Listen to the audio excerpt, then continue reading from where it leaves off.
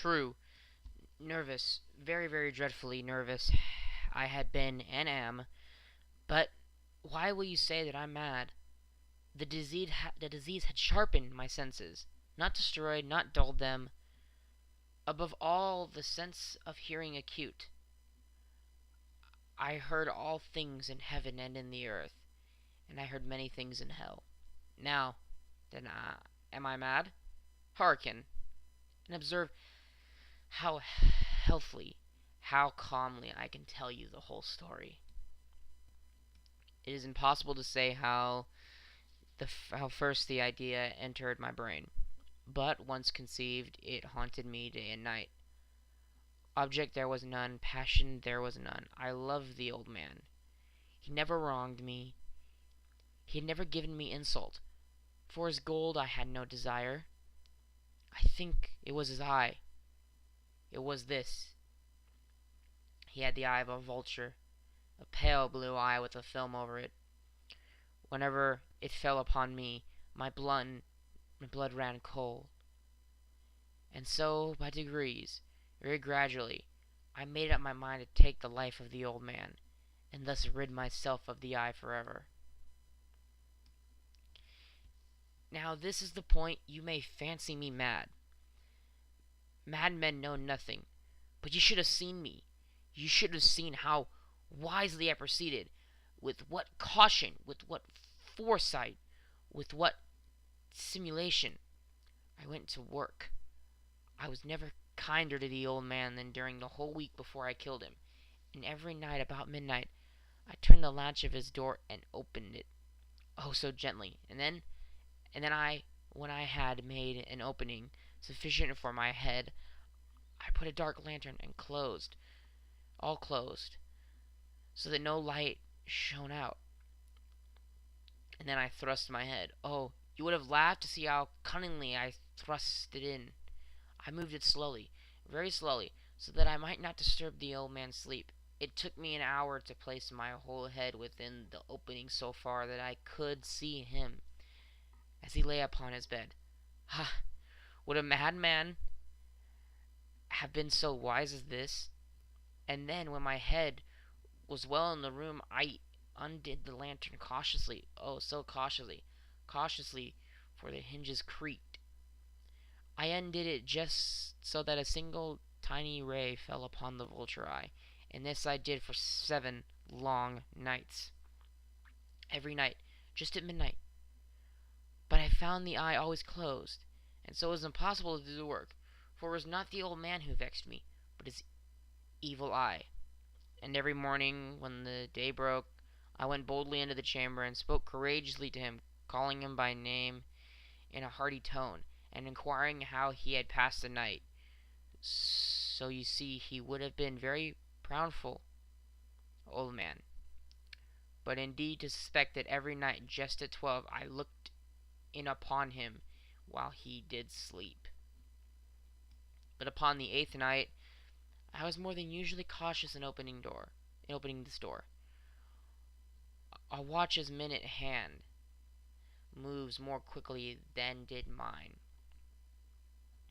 Never before that night I felt the extent of my own powers, of my sagacity.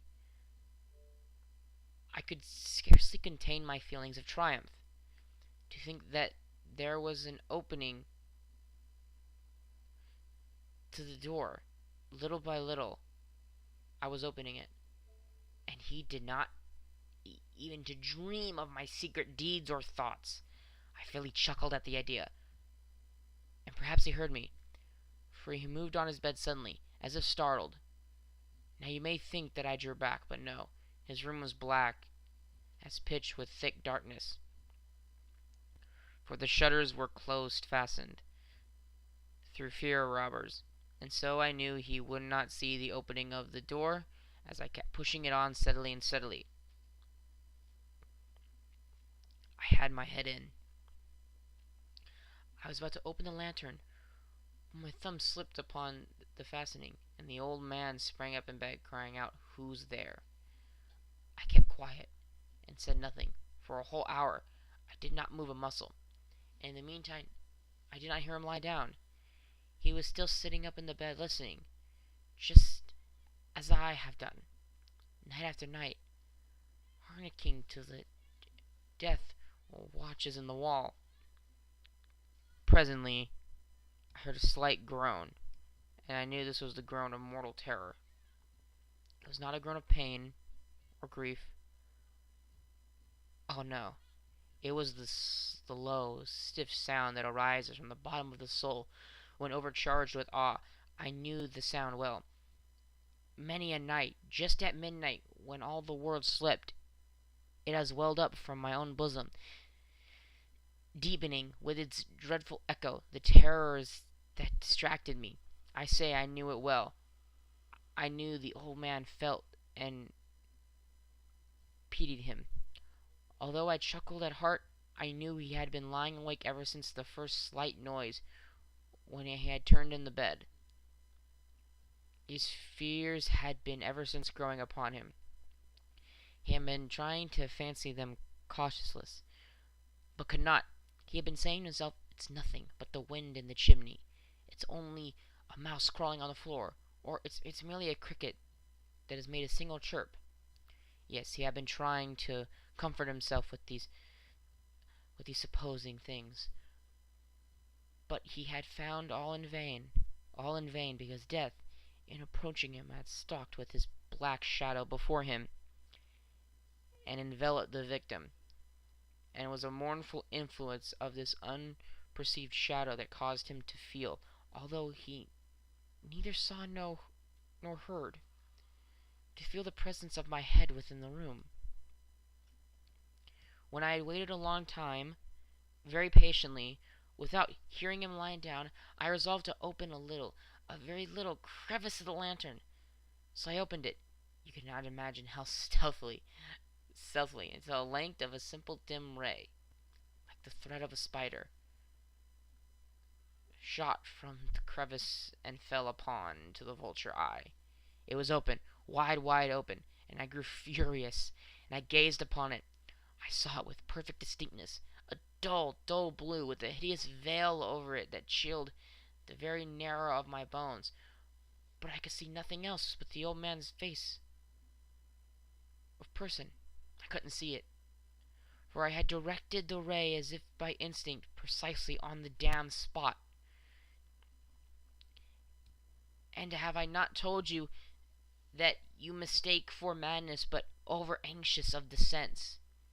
Now I say, there came to my ears a low, dull, quick sound, such as a watch makes when it enveloped in cotton. I knew the sound well, too.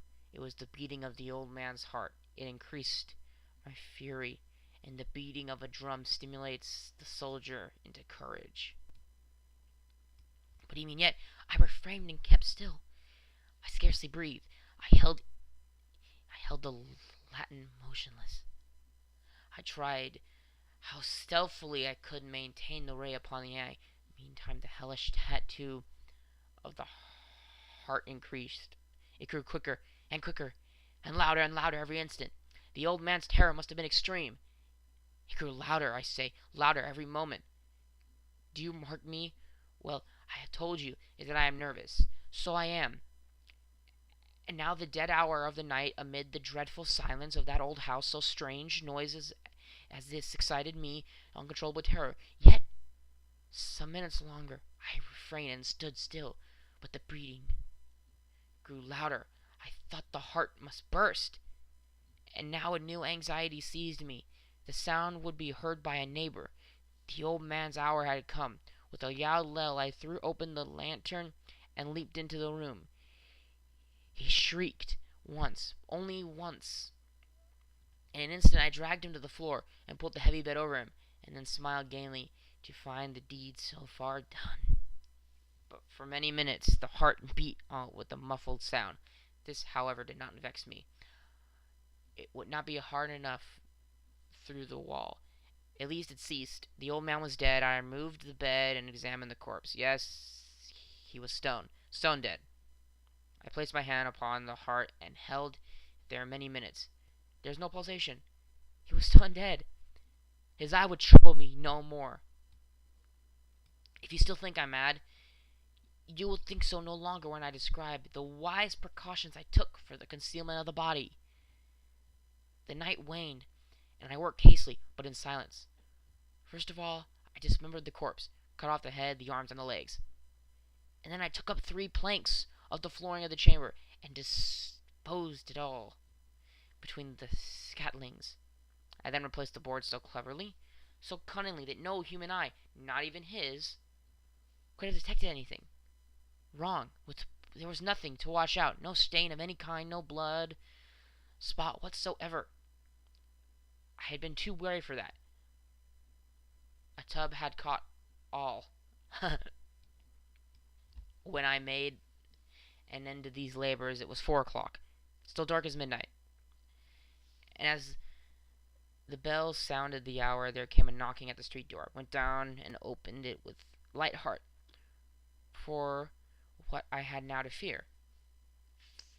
There entered 3 men, who introduced themselves at perfect civility as officers of the police. A shriek had been heard by a neighbor during the night. Suspicion of foul play had been aroused. Information had been lodged at the police offices, and they, the officers, had then disputed to search the premises. I smiled, for what I had to fear. I bade the gentleman welcome. The shriek, I said, was of my own, in a dream. The old man I mentioned was absent in the country. I took my visitors all over the house. I bade them search. Well, I led them at length to his chamber. I showed him his treasure, secure, undisturbed, and enthusiasm of my confidence. I brought chairs into the room and desired them to rest for their fatigues, while myself, in wild audacity of my perfect triumph, placed my own seat upon the very spot beneath which reposed the corpse of the victim. The officers were satisfied. My manner had convinced them. I was singularly at ease. They sat, and while I answered cheerily, they chatted on familiar things, but ere long I felt myself getting pale, and I wished them gone. My head ached, and I fancied a ringing in my ears, but they still sat and chattered. The ringing became more distinct. It continued and became more distinct. I talked more freely to get rid of the feeling, but it continued and gained definiteness until at length I found that the noise was not within my ears. No doubt, now I grew very pale, but I talked more fluently, with a heightened voice, and yet the sound increased. What could I do? It was low, dull, quick sound, but such a sound as watch makes with enveloped in cotton. I gasped for breath, and the officer heard it not. I talked more quickly, more vehemently, but the noise steadily increased. I arose and argued about trifles in a high key and some violent gesticulations, but the noise steadily increased. Why would they not be gone? I paced the floor to and fro with heavy strides, as if excited to fury by the observations of the men, but the noise steadily increased. Oh God, what could I do? I foamed, I raved, I swore. I swung the chair which I had been sitting, and it grated upon the boards, but the noise arose all over and continuously increased. It grew louder, louder, and louder, and still the men chattered pleasantly and smiled. It was possible that they heard not? Almighty God, no. They heard, they suspected, they knew, and they were making a mockery of my horror. And this I thought, then I think, but anything was better than this agony. Anything was more tolerable than this desertion. I could not bear the hypothetical smiles no longer. I felt that I must scream or die, and then now again. Hark! Louder! Villains! I shrieked. Dissemble no more. I admit the deed. Tear up the planks. Here is the beating of his hideous heart.